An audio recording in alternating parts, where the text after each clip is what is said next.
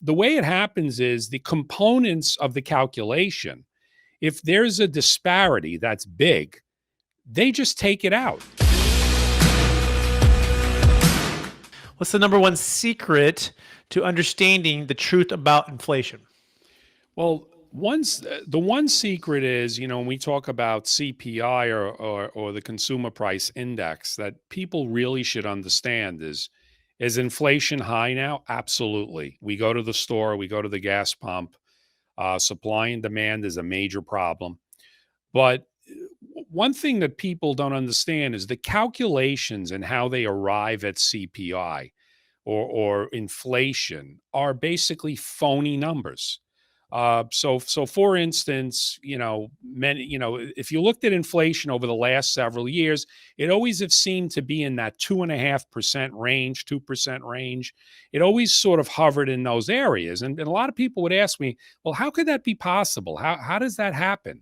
Well, the way it happens is the components of the calculation, if there's a disparity that's big, they just take it out. So, for example, years ago, everyone probably remembers there was a scare in the mad cow disease. So beef had shot up like 25%.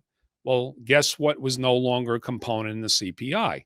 Beef. It gets replaced by something else. So the first thing that people need to know is that the number is not completely real. It's a contrived number that's put together. So, let's say now they're saying it's around 7%, give or take, depending on what you're looking at. It's probably higher.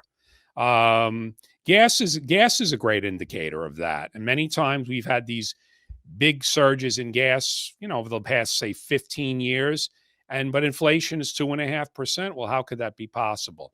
So people first need to understand that the components and how it's sort of contrived is not what it really is. That makes a lot of sense. Yeah, that's really interesting. So just understanding the true nature of what inflation is, it's not just the 2 to 3%, it's much higher. What do you think the true inflation is? I mean, I've heard double digits, right? Well, what are you seeing? What do you feel like what it was in 2021? Well, if you look at, I guess it was 1980 or 81. I think the inflation then was around 12%, give or take. We also had interest rates, I think in that time, almost 20%, which people can't even imagine those numbers at these points.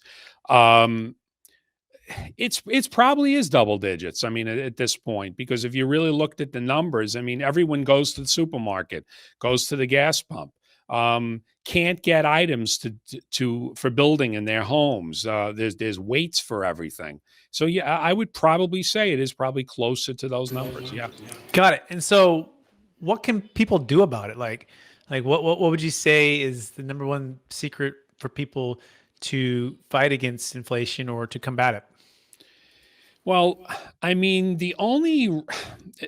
at the end of the day, you either need to make more, get a raise to keep up with the inflation, which is not always the case, generate more income. Pricing, there's really not much we can do about. So certainly shortages we can't do much about. The only thing I would say that you can do is you want to try to, in these sort of rocky times, you want to try to be careful with your investments. We often talk about how much did you make in the market when the market was up, or but we never hear the stories about how much things came down, or did you really protect those portfolios or the investments that you had, or that 401k at work? Are you all invested in that one fund that says growth? So I think the one thing you can do is at least what you have either put away for the future, you want to at least make sure that doesn't erode. So hopefully if we could sort of normalize where we are in the economy, then I think going forward, you'll be in a better position. Yeah, that makes a whole lot of sense. And increasing your income is one way to do it.